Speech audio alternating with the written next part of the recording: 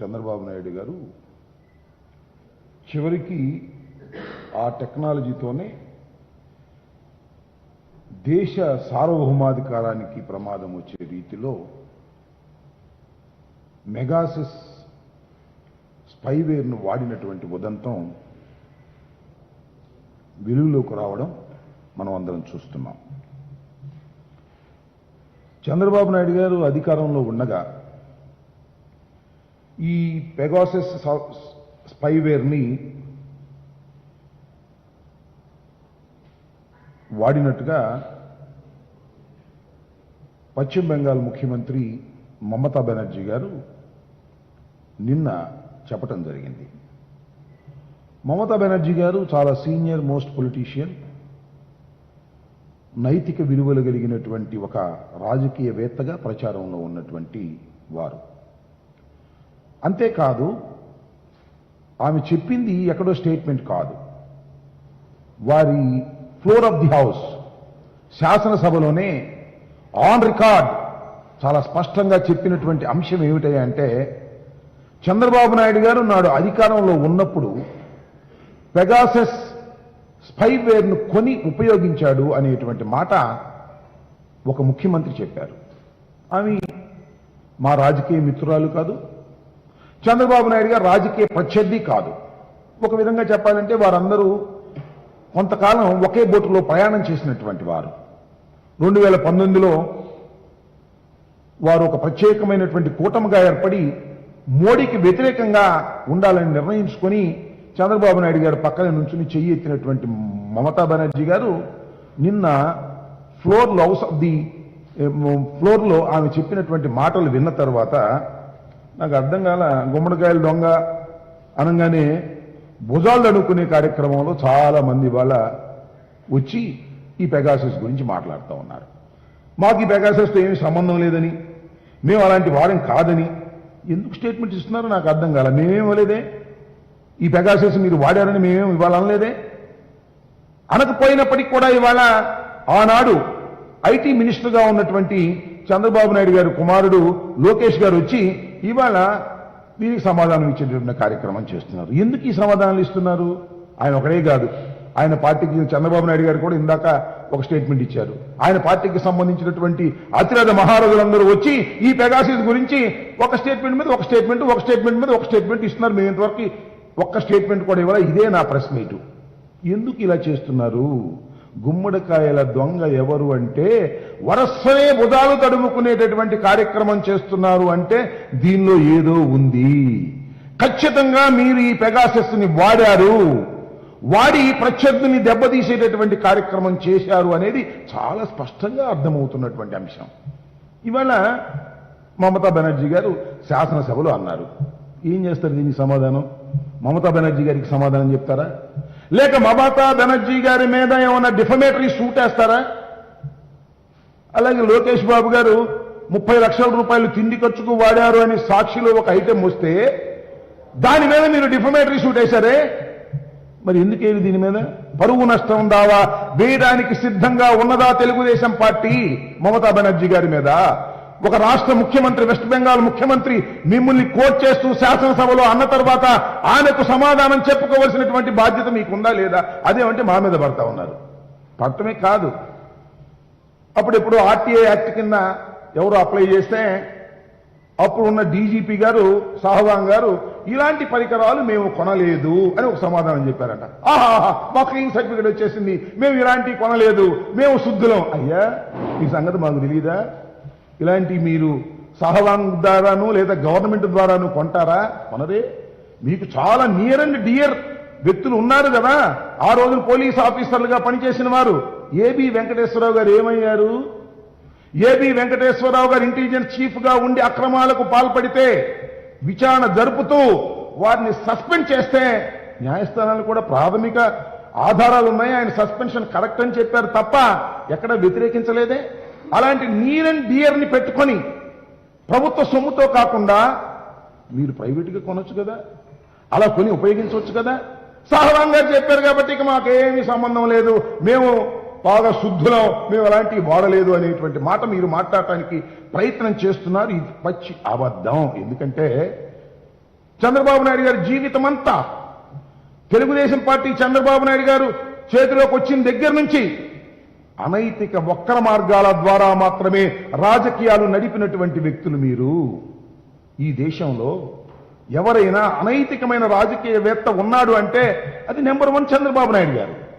మేము 2014 నుంచి 19 వరకు అపోజిషన్ పార్టీలో ఉన్నప్పుడు వైఎస్ఆర్ కాంగ్రెస్ పార్టీని చిందరవందర చేయడానికి, వైఎస్ఆర్ కాంగ్రెస్ పార్టీని నాశనం చేయడానికి ఎన్ని అనైతిక మార్గాలు మీరు అన్వేషించారు, ఆచరించారు. ఒకసారి ప్రజలు మర్చిపోయారు అనుకున్నారా? గుర్తు చేసుకోండి. 23 శాసనసభ్యుల్ని మీరు తీసుకువెళ్లారే, 4 మంత్రులు ఇచ్చారే, ఎన్ని అనైతికమైన కార్యక్రమాలకు మీరు పాల్పడ్డారు. మమ్మల్ని సర్వనాశనం చేసేద్దామని, జగన్మోహన్ రెడ్డి గారిని చిన్నాభిన్నం చేసేద్దామని, వైఎస్ఆర్ కాంగ్రెస్ పార్టీని సర్వనాశనం చేసేద్దామని. అదే క్రమంలో ట్యాపింగ్ కార్యక్రమాలు కూడా మీరు చేయలేదా? ఆ రోజునే చెప్పాం, ఇవాళ కాదే. ఆ రోజునే మేము అనేక ఆరోపణలు కూడా చేశాం. శాసనసభలో కూడా మా పార్టీ వారు అడిగారు ఆ రోజున, మీరు ఫోన్ ట్యాపింగ్లు చేసేటటువంటి కార్యక్రమం చేస్తున్నారు, మా రహస్యాలను తెలుసుకొని మా మీద దాడులు చేసే కార్యక్రమాలు చేస్తున్నారని చెప్పడం కూడా జరిగింది. దానికి ఆధారాలు ఇవాళ బయటపడుతున్నాయి. మేము చేస్తుంటే అంటున్నాడు ఆ రోజున ఐటీ మంత్రిగా ఉన్నటువంటి చంద్రబాబు నాయుడు గారు కుమారుడు లోకేష్ గారు, మేము నిజంగా చేస్తుంటే ఆ రోజే పట్టుకునేవాళ్ళు కదా, అంత తొందరగా దొరుకుతానా? దొంగలు వెంటనే ఎందుకు దొరుకుతారు నాయన? నిదానంగా ఆధారాలు బయటపడతాయి, తప్పనిసరిగా దొరుకుతారు, దొరికి తర్వాత వాళ్ళకు శిక్షలు కూడా పడతాయి. ఇది మనం చూస్తూ ఉన్నాం. ఇవాళ చంద్రబాబు నాయుడు గారు చాలా దుర్మార్గమైనటువంటి విధానాలను అనుసరిస్తూ ఉన్నటువంటి వ్యక్తి కాబట్టే ఇవాళ ఒక్కొక్కటి బయటకు వచ్చేటటువంటి కార్యక్రమాలు జరుగుతూ ఉన్నాయి. దీని మీద పూర్తి విచారణ జరగవలసినటువంటి అవసరం ఉన్నదనేది కూడా మేము ఈ సందర్భంగా చెప్పదలుచుకున్నాం. దీని మీద విచారణ జరిగితే తప్పనిసరిగా అన్ని బయటకు వస్తాయి.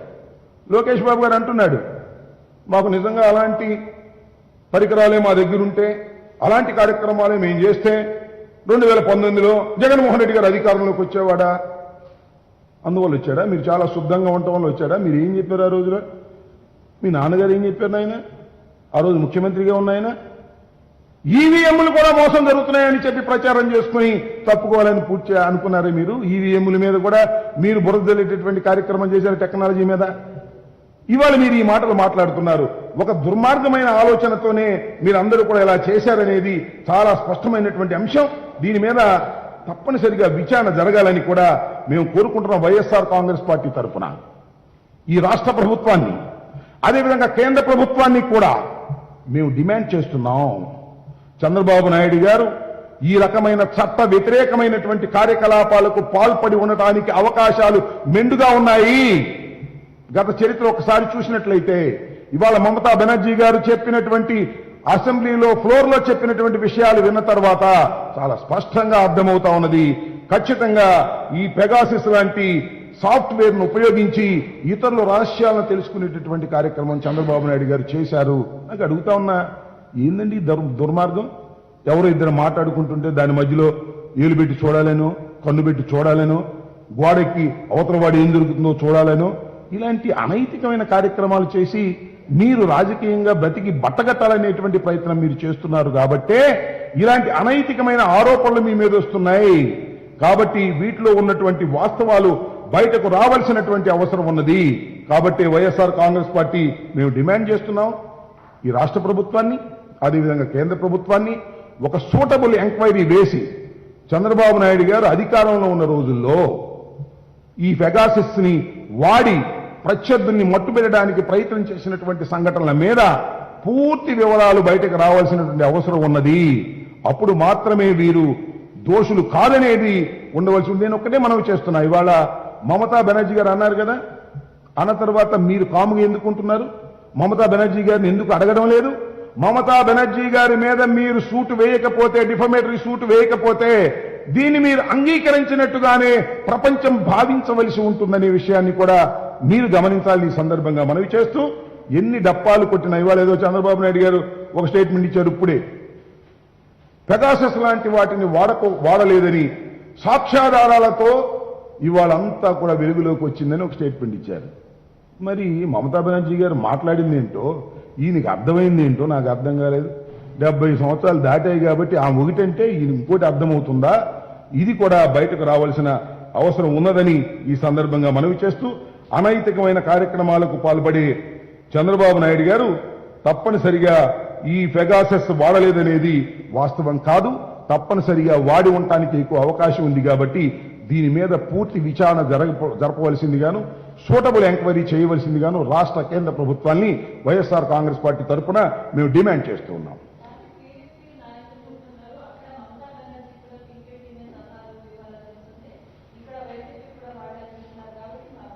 నాకు అర్థం కాలే ఏంటి?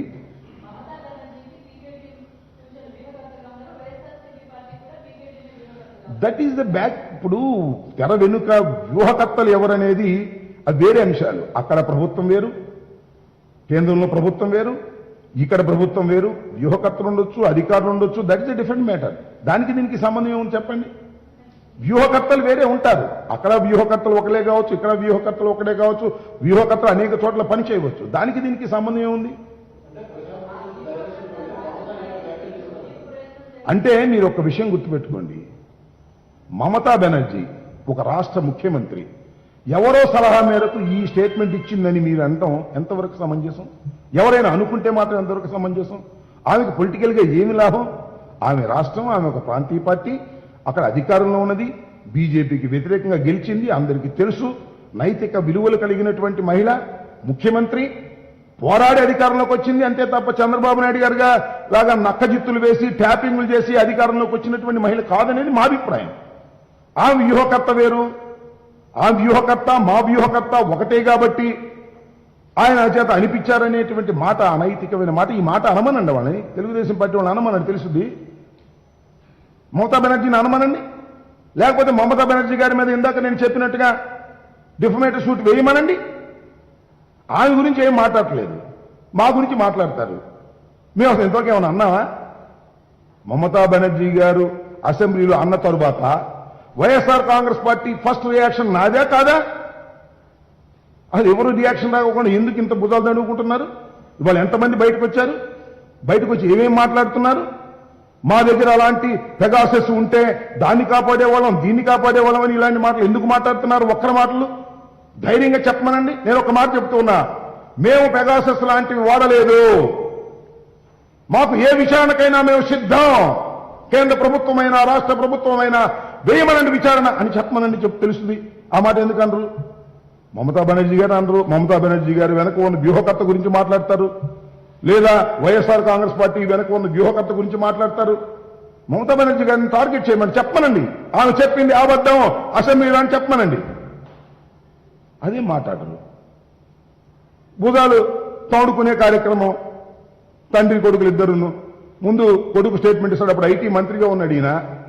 నేను అడుగుతా ఉన్నా, ఏపీ వెంకటేశ్వరరావు పాపం శంకరగిరి మాన్యాలు బయటపడికి వెళ్ళి మాట వినటం వల్ల కోర్టులు కూడా వారికి రక్షణ రాలేదే.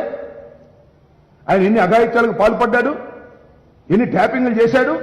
23 శాసనసభ్యుల్ని ఎత్తుకుపోవడానికి ఆ రోజున పోలీసు వ్యవస్థను ఉపయోగించినటువంటి నీచ రాజకీయవేత్త చంద్రబాబు కాదా? ఏమి వెంకటేశ్వరరావు ఎన్నిసార్లు ఉపయోగించారు? ఇంటెలిజెన్స్ చీఫ్ని ఎన్నిసార్లు ఉపయోగించారు? ఇంటెలిజెన్స్ లో పనిచేస్తున్న వాళ్ళు ఎన్నిసార్లు ఉపయోగించారు? ఇలా ప్రభుత్వ శాఖల్ని పార్టీకి వాడుకునేటటువంటి మనస్తత్వం కలిగినటువంటి వ్యక్తి చంద్రబాబు నాయుడు అని చెప్పడానికి సందేహపడాలా? చరిత్ర లేదా? పెగాసస్ లాంటి వాడటానికి ఆయనకి ఎక్కువ అవకాశం ఉందని కూడా ఈ సందర్భంగా నేను చెప్తాను. వాడే ఉంటారు ఖచ్చితంగా, దానిలో సందేహం లేదు. ఆ రోజున మా రామకృష్ణారెడ్డి గారి ఫోన్ ట్యాపింగ్ చేశారని మేము ఆ రోజు ఆరోపించలేదా? కోర్టులో వేయలేదా? ఎన్ని ఫోన్లు ట్యాప్ చేశారు? దొరకపోవచ్చు, ఆ రోజున తప్పుకుపోవచ్చు. ఏం జరుగుతూ ఉంటుందంటే ఒక్కోసారి వాళ్ళు ప్రభుత్వం నుంచి బయటకు వెళ్ళిపోయేటప్పుడు మొత్తం సర్వనాశనం చేసి వెళ్ళిపోతారు. వాళ్ళు ప్రైవేట్గా కొనకూడదా? చంద్రబాబు నాయుడు 25 కోట్లు పెట్టి కొనలేడా? కొని ప్రభుత్వ యంత్రాంగాన్ని ఉపయోగించి వాడి ఉండకపోవచ్చునా? ఖచ్చితంగా కొని ఉంటారు, వాడి ఉంటారు. వాడి ఇవాళ వెళ్ళిపోయేటప్పుడు అన్ని తీసుకుపోయి ఉంటారు. సహవాంగ సమాధానం చెప్పాడు, మేము ప్రభుత్వం వైపు నుంచి కొనలేదు. ప్రభుత్వం నుంచి కొన్నమాట నిజమే. 25 కోట్లు ప్రభుత్వం వైపు నుంచి ఇవ్వలేదు నిజమే. చంద్రబాబు నాయుడు గారు ప్రైవేట్గా కొని ప్రభుత్వ ఉద్యోగులను ఉపయోగించి ఏబీ వెంకటేశ్వరరావు గారు ఆ రోజున తెలుగుదేశం కార్యకర్తలాగానే ఉపయోగపడ్డాడు. నేను ఇవాళ చెబుతున్న మాట కాదు ఇది. ఆ రోజున మేము అపోజిషన్ లో ఉన్నప్పుడే చాలా స్పష్టంగా చెప్పాం, ఏబి వెంకటేశ్వరరావు గారు పచ్చ చొక్కా తొడుక్కున్నాడు తప్ప కాకి చొక్కా తొడుక్కోలేదని, అలాంటి వాళ్ళని ఎంతమందిని ఉపయోగించుకున్నాడో చంద్రబాబు నాయుడు గారు. ఇవాళ కూడా మేము చెప్తున్నాం, మరొక్కసారి నేను చెప్తున్నాను, ఇలాంటి అనైతికమైన కార్యక్రమాలకు పాల్పడి రాజకీయ ప్రత్యర్థుల్ని, రాజకీయ సహచరుల్ని సైతం తొక్కివేసేటటువంటి మనస్తత్వం కలిగినటువంటి వ్యక్తి చంద్రబాబు నాయుడు గారు, తెలుగుదేశం. అందువల్లనే పెగాసస్ లాంటివి వాడి ప్రత్యర్థులను దెబ్బతీయడానికి ప్రయత్నం చేశారు. దీని మీద విచారణ జరగాలి, దీని కేంద్ర ప్రభుత్వం కూడా విచారణ వేయాలి, రాష్ట్ర ప్రభుత్వం కూడా విచారణ వేయాలి.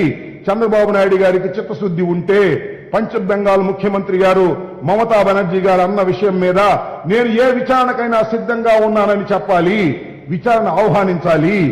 అప్పుడు కొంత మేరకు ఆయన మీద ఏదైనా విశ్వాసం కలుగుతుంది తప్ప ఆయన చేసేవన్నీ దొంగ పనులే, ఆయన చేసేవన్నీ గోడ దూకుడు కార్యక్రమాలే. ఇద్దరు మాట్లాడుకుంటే విని ఆ రహస్యాలను తెలుసుకొని ప్రత్యర్థుల మీద దాడి చేసే మనస్తత్వం కలిగినటువంటి వ్యక్తి నారా చంద్రబాబు నాయుడు గారు, వాళ్ళ అబ్బాయి లోకేష్ గారు. ఇవాళ ఎన్ని చెప్పినా వాస్తవాలు బయటకు రాక తప్పదు. చేయడం లేదు, సవాల్ చేస్తున్నాం. వైఎస్ఆర్ కాంగ్రెస్ పార్టీకి ఒకరి ఫోన్లు ట్యాప్ చేయవలసిన అఘాయిత్యం లేదు. మేము ప్రత్యర్థుల వీక్నెస్ మీద ఆధారపడి రాజకీయ పార్టీని పోషించడం లేదు, మాకు ప్రజాబలంతో పోషిస్తున్నాం. మేము సూటైన సిద్ధాంతంతో వెళుతున్నాం.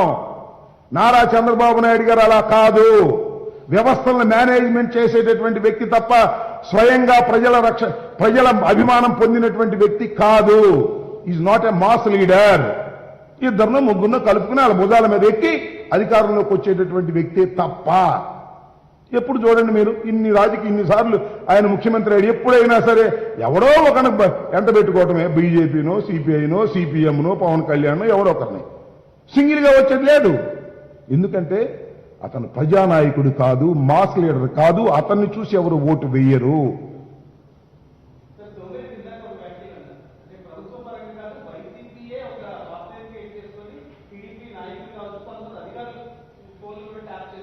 అదే ఇందాక వాళ్ళు అడిగారు కదా, ఇప్పుడు వైసీపీనే ట్యాపింగ్ చేస్తుందని మేము చెప్తున్నాం, చాలా స్పష్టంగా చెప్తున్నాం, దేనికైనా సిద్ధం. వైసీపీకి ఆ గతి లేదు, మాకంత దౌర్భాగ్యమైన పరిస్థితి రాదు. మేము ధైర్యంగా ఎదుర్కొనే వ్యక్తులమే తప్ప ఇలాంటి వక్ర మార్గాల్లో అధికారాన్ని నిలుపుకోవాలనో, వక్ర మార్గాల్లో అధికారం సాధించాలనో అనుకునేటటువంటి మనస్తత్వం కలిగిన వ్యక్తి కాదు వైఎస్ జగన్మోహన్ రెడ్డి గారు. స్ట్రైట్, సింగిల్, దొంగ మాటలు లేవు, గోడ దూకటాలు లేవు, అవతల పార్టీ వాళ్ళని లాక్కొచ్చి బుధాలు ఎక్కడం లేదు, ఇంకొక పార్టీతో కలిసి ప్రయాణం చేసి అధికారం వచ్చిన తర్వాత ఆ పార్టీని పక్కకు నెట్టే పరిస్థితి లేదు. సింగిల్ గానే వెళతాం, స్పష్టంగానే వెళతాం, సూటిగానే వెళతాం, అక్రమాలకు వెళ్ళం, అన్యాయాలకు వెళ్ళం, వక్ర మార్గాల్లో వెళ్ళం, మోసపూరితంగా వెళ్ళం, ఒకరి దొడ్లో ఏం జరుగుతుందో గోడ దూకి చూడం, తలుపు సందుల నుంచి చూడం, డైరెక్ట్ మాది, మా స్వభావం అది, ప్రజలకు తెలుసు. అందుకే 151 సీట్లు ఇచ్చారు ఈ రాష్ట్రంలో, అందుకే చంద్రబాబు నాయుడికి 23 సీట్లు ఇచ్చారు. వాడుకుని వదిలేయటం, ఇలా ఒక్కరి మార్గాల్లో రాజకీయాలు చేయటం చంద్రబాబు నాయుడు గారికి వెన్నతో పెంచిన విద్య. వాళ్ళ అబ్బాయి కూడా అంతే.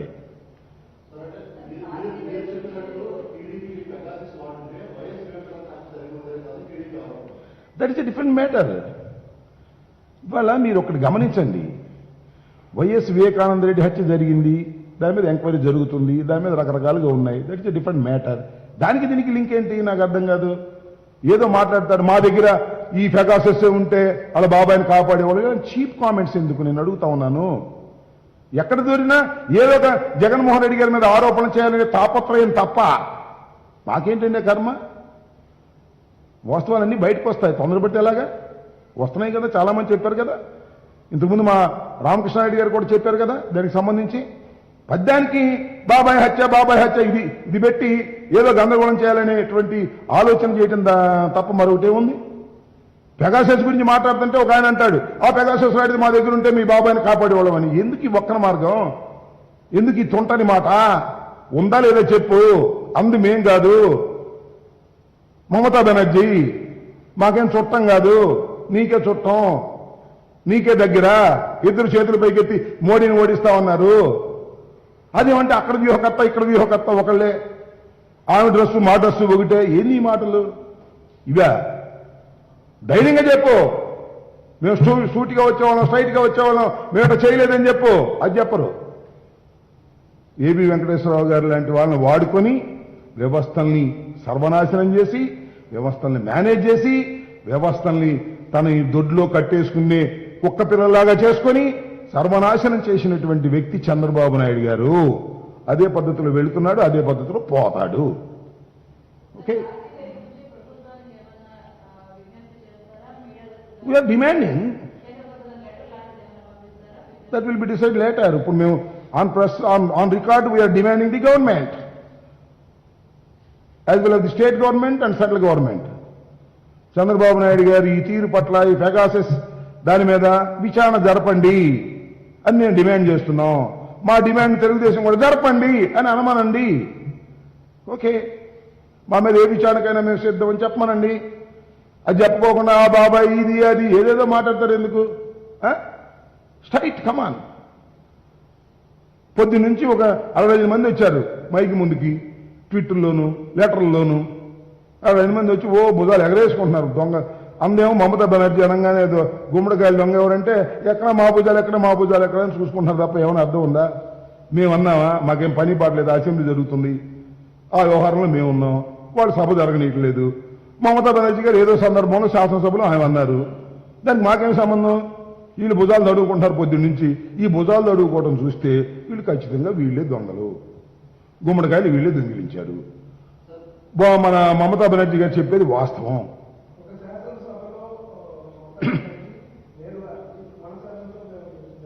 చూద్దాం వాట్ విల్ హ్యాపెన్. చర్చించడానికి ఏముంది?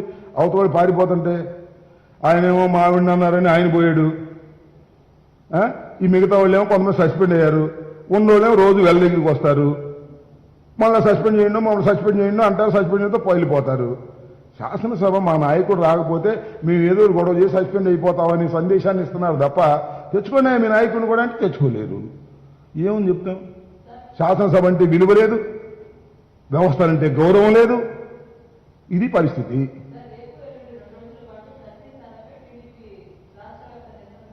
ఏం చేస్తుంది? కల్తీ సారా మీద లేని కల్తీ సారాన్ని సృష్టిస్తారు వీళ్ళు, లేని చావుని సృష్టిస్తారు, రాష్ట్ర వ్యాప్తంగా చేస్తారు జూముల్లో. ఏంది రాష్ట్ర వ్యాప్తంగా చేసేది? ఎంతమంది ఉన్నారు వీళ్ళకి?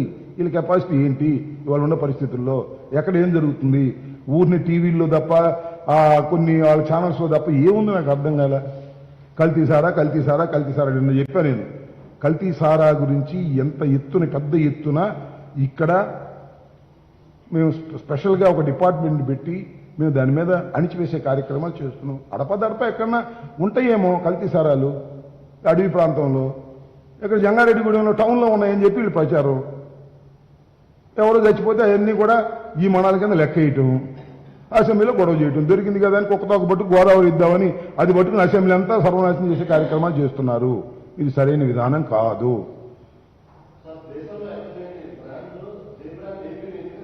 ఏ బ్రాండ్లో ఒక బ్రాండ్లు ఉంటాయి, ఏముంది?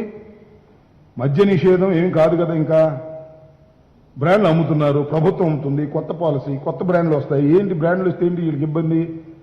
ఏం చంద్రబాబుకి ఏంటి ఇబ్బంది? తెలుగుదేశానికి ఏంటి ఇబ్బంది? ఎవరు చేస్తున్నారేమో. ఏ ఫ్యాక్టరీలో ఏమిటో that is policy is entirely different. A brand వస్తే వీళ్ళకెందుకు? ఆయన కూడా మాట్లాడతాడు. మొన్న ఏదో ప్రెసిడెంట్ మెడల్ వచ్చింది, ఆ పేర్లు ఉంటే ఆ పేర్లు పట్టుకుని వ్యంగ్యంగా మాట్లాడితే ఏం లాభం? ఏమండి నేను ఒక మాట చూద్దాం, బ్రాందీ, విస్కీ, రమ్ము, జిన్ను, బీరు ఇవన్నీ ఏమన్నా ఎనర్జీ డ్రింక్సా? వాళ్ళు చెప్పినట్టు హానికరమైన డ్రింక్సే కదా. దీనిలో ఇంకా ఇదేంటండి, ఇది బాగా చీప్గా ఉంది, ఇది ఇంకా హానికరంగా ఉంది. మొత్తం హానికరమే. తాగమాహర్రా బాబు అని చెబుతున్నాం. మేము తాగుతాం తాగనండి. మనం ఏం చేస్తాం? వాళ్ళ ఆరోగ్యాలు పోతాయి. ఇవాళ చచ్చిపోతే 10 సంవత్సరాలు చచ్చిపోతారు రోజు తాగేవాడు లివర్లు పోయి. ఎంతమందిని చూస్తున్నాం మనం? లివర్ ట్రాన్స్ప్లాంటేషన్ కోసం ఎంతమంది మా దగ్గరికి వస్తున్నారు? తాగమాకంటారా బాబు అంటున్నాం. మంచి మందు ఏముందంటే మంచి మందు ఇస్తారా? ఎక్కడ ఉంటుంది మంచి మందు? నాకు చెప్పండి. మంచి మందు అంటే టాప్ బ్రాండ్ తాగాలి. ఇంకా వాళ్ళు తాగే పరిస్థితి ఉండదు. అంటే టాప్ బ్రాండ్ సప్లై చేయమంటారు వీళ్ళు? మాకు అర్థం కాలేదు. సో ఏదో పిచ్చి ఆర్గ్యుమెంట్ తీసుకొచ్చి పిచ్చిగా మాట్లాడి ఏదో పార్టీ ప్రభుత్వం మీద బురదలే కార్యక్రమం, ఒక నియంత్రణ పద్ధతుల్లో ఇవాళ జగన్మోహన్ రెడ్డి గారు అధికారంలోకి వచ్చిన తర్వాత మద్యాన్ని తగ్గించాలని, వాడకాన్ని తగ్గించాలని మేము చేస్తున్నాం. ఆదాయం పెరిగింది, ఆదాయం వాడకు తగ్గింది. వాడుకు తగ్గించడం కోసం రేట్లు పెంచితే దాని రేట్లు డ్యామ్ డూమ్ రేట్లు ఎంత పెంచారు? అన్యాయం, అక్రమం, పేదవాడు తాగేదంటే రేట్లు తగ్గించారు మళ్ళా.